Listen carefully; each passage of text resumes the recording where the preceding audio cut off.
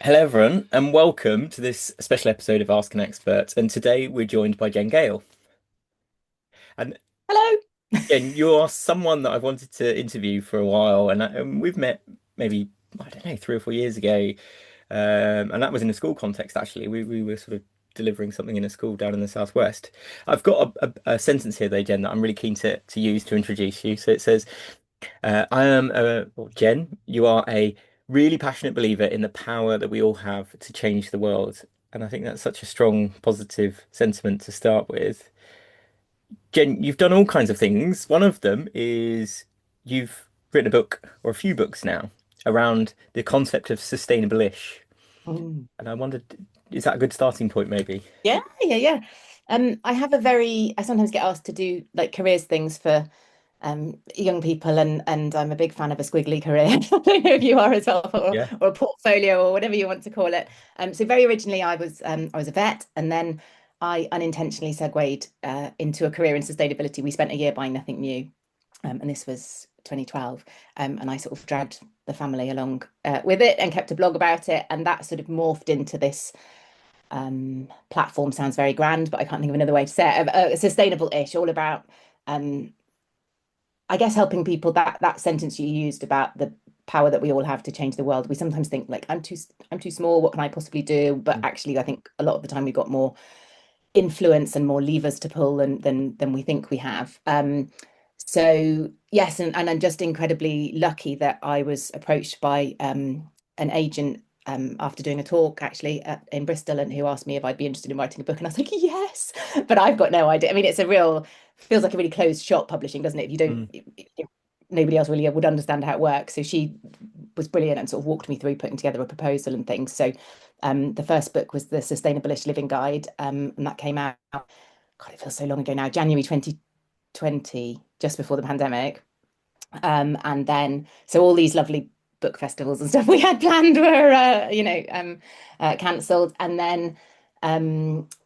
and then the second book, the Sustainable-ish Guide to Green Parenting, that came out in March 21, I think. Mm. So yeah, really like an amazing experience to be able to have, published a book and or two books, and be able to, yeah, say I'm Yeah. an author, which feels Yeah. weird. I think I mentioned it to you on social media that there's my local library's got two copies, Oh, and I amazing. do keep seeing it and I know this it might be a backhanded compliment in the sense of saying I always see it in charity shops. Yes. Uh, it's Well, I definitely think we keep seeing Richard Osman's book in charity shops, so mine true. must be selling as well. Yeah, yeah, yeah, yeah. But it's still, I know you were stressing there that it was a while ago that you wrote this. I think it's still a really pertinent and useful book for anyone to dip into and to have a look at and read. Because also, I don't know if you wanted to explain a bit more about that concept. I know you said it's based on you having had that year of really Mm, kind of immersing yourselves in not buying, but also it's that sense of not being perfect. yes.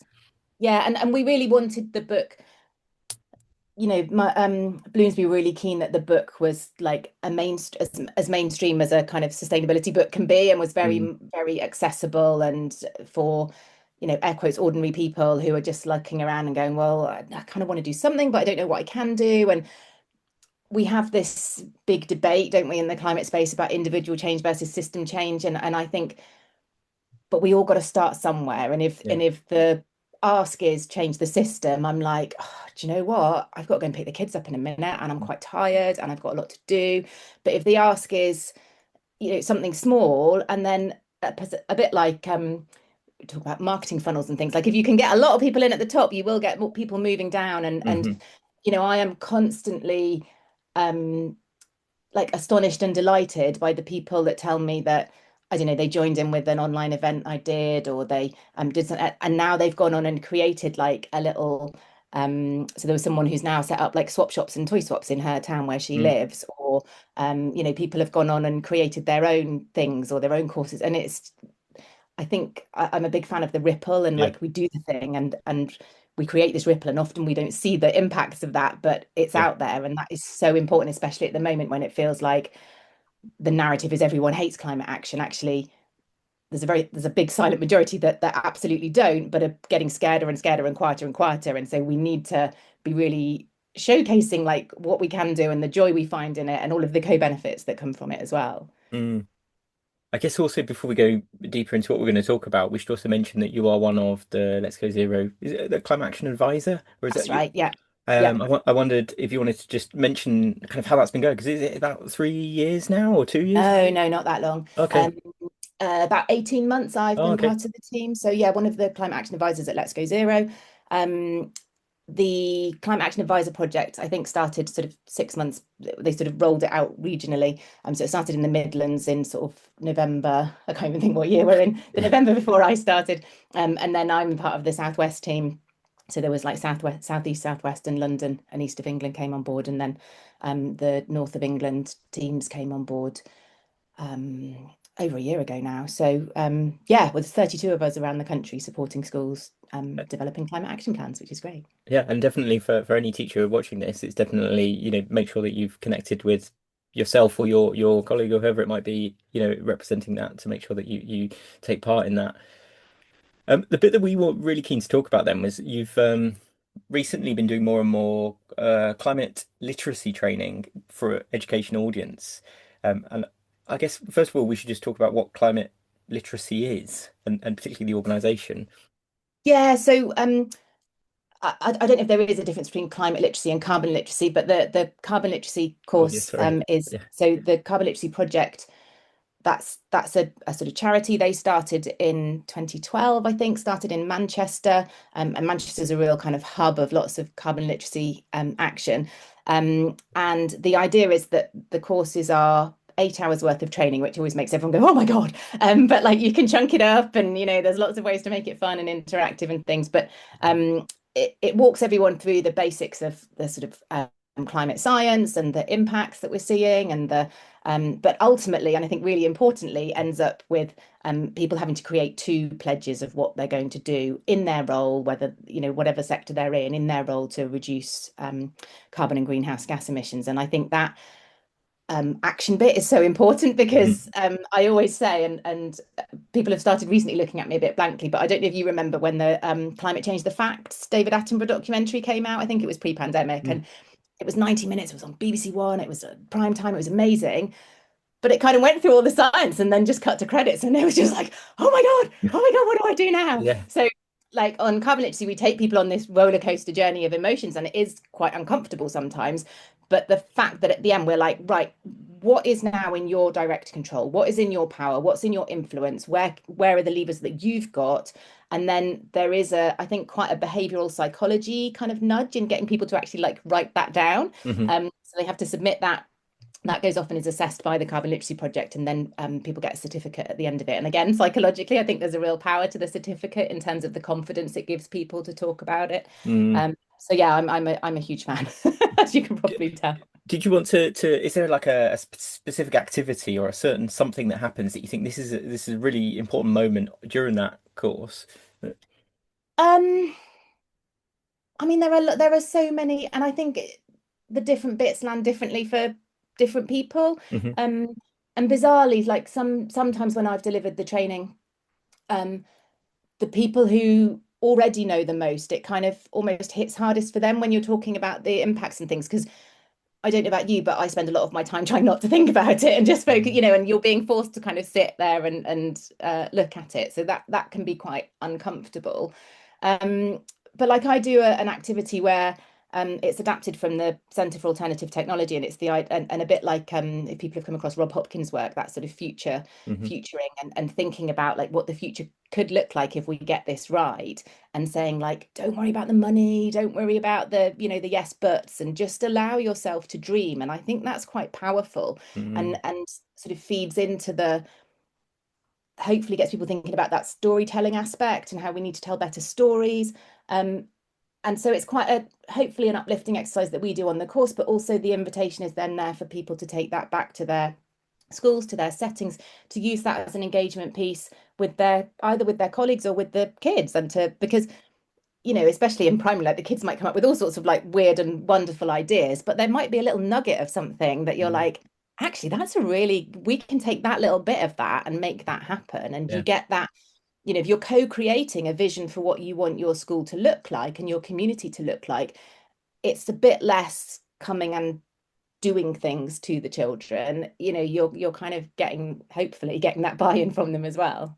Yeah, I think is it link as well in that idea of, particularly over time, but also just the way society is structured. Your imagination becomes more and more narrow, Yes. and the idea of what's possible becomes Yes. more and more sort of, yeah, narrow also. And And yeah. all of the things I sort of create this postcard, and all of the, I'm not the most imaginative person in the world. All of the things that are in there are things that are already happening, and I just in different parts of the world. And I don't know who to credit the quote to, but the quote of like the future is already here. It's just unevenly distributed. So saying like Mm, that train scheme that is happening in Europe, that is happening over there, that is happening over there. So it's proving that these things, we're not just making them up. They are possible. They yeah. have been proved to be, financially viable, whatever our metric is.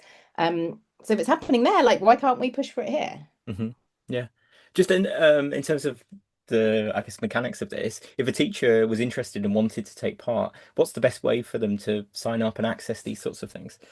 Yeah, so we are a because we're a funded project, we're able to deliver the training for free, but we kind of need to prove that it's sort of additionality on top of the work that we're doing already. So unfortunately, at the moment, we're not able to deliver it for if we're already working with a school or a MAT to create climate action plans, we're not able to deliver it for them. But if you're a sort of new to Let's Go Zero and you haven't got a climate action plan and things, then absolutely you can register. We've got a course that literally just launched yesterday, and I'm not sure if the new dates are up on the website yet, but I can send you the link to include. But if you go to the Let's Go Zero website and then under one of the menus, I should have looked this before I came. I think it might be a get involved one. There's a get Yeah. involved menu, and I think the carbon literacy page is on there. Hmm. So yeah, you can register your interest, I think, on there. But we're anticipating doing more dates in the new year. And then, just as an aside as well, is it that there are a few other organisations as well? I think I've seen, is it Kew Gardens have been delivering one, and Yes, there's a few others with an educational focus. So, if it yes. doesn't necessarily work with yourself and Let's Go Zero, I guess there's other. And change agents, I think, do a carbon literacy for educators. And I think you might also be able to access it if you sign up to be a climate ambassador. You might be able to access their change agents carbon literacy course through them as well. So I guess a question I probably should have started with as well is like, why should teachers do this sort of thing? What is it that they would get out of it? Is there? Yeah, no, great question. Like, I think as I said, when you mention 8 hours, everyone's like, oh my God, and everybody's busy, aren't they? Teachers are busy trying to fight. So we chunk it up into 2 hours over 4 weeks. Um, I think there's a real um sometimes like there is a lack of knowledge around this because we didn't get taught this stuff at school and it's still not really being taught at school, so why would we understand that? And I think the requirement to have a climate action plan for schools is wonderful, but unless you kind of really understand like why and what the risks are for schools and what the impacts are on schools and what the benefits can be of taking action, and like literally I've seen the penny drop like for some people on the course. Oh, okay, that's why we're being asked to do this. It's not just another thing that's being piled on top of us. Like this, schools have got a real role to play here, and having a better understanding of that. So that's super important. But then the confidence again, then that it gives them to be able to talk more to the children or talk to their senior leadership team or talk to their colleagues or talk to governors or, and to that confidence piece, I think is really, really important, and to help them. I mean, one of the things I'm super passionate about at the moment is just the fact that we don't we don't we don't think there's any support for climate action. And that's just like completely wrong Mm, according to all the data and the studies and the stats. And but it doesn't feel like that. And so I'm just yeah. desperate to get more people to recognize that and to feel braver talking about it. There's been global studies on this, isn't there? The large proportion. I think from my understanding, it's something like on average about 80% of populations who support 89%. So there was 89. a big study last year, I think, that came out in Nature, and it was like 130,000 people across however many countries, and Mm, yeah, 89% of people globally wanted more climate action, and something like 69% were willing to donate 1% of their yeah. income. Like, So like the big problems are we're not talking about this, then the rhetoric and the narrative in the media doesn't fit actually what most people are thinking. and Um, then the additional problem is that our MPs are hearing exactly that same rhetoric on in the media, and so they don't feel like they've got a public mandate to push change through because they think everyone hates it and it won't be a popular thing. And so we get this not only circle of silence, but circle of inaction as Yeah. well. Yes. I think it's probably worth us having another call all about that. I think, you've been pretty proactive in terms of political engagement as well, is it? Have you done much work with MPs or with No, I local mean, I do councillors the or? typical kind of send angry MP letters to Mm, my MP and get fobbed off with emails in the background. I mean, the I don't know when this is going to come out, but the national emergency briefing that's happening yeah, later on this month, I've delivered a couple of carbon literacy courses in the last couple of weeks, and I've just like literally gone like, please just email your MP. yeah, If they've said they're going, email them, say thank you. If they haven't replied, email them to nudge them, and if they have replied and said they're not going, ask them to reconsider. And because how can we expect our politicians? I don't know whether we assume that our politicians understand this stuff, but yeah, they have the same level of knowledge that the yeah. person on the street does. And so how can they possibly make informed decisions about something so important if they Mm, just don't know? yeah.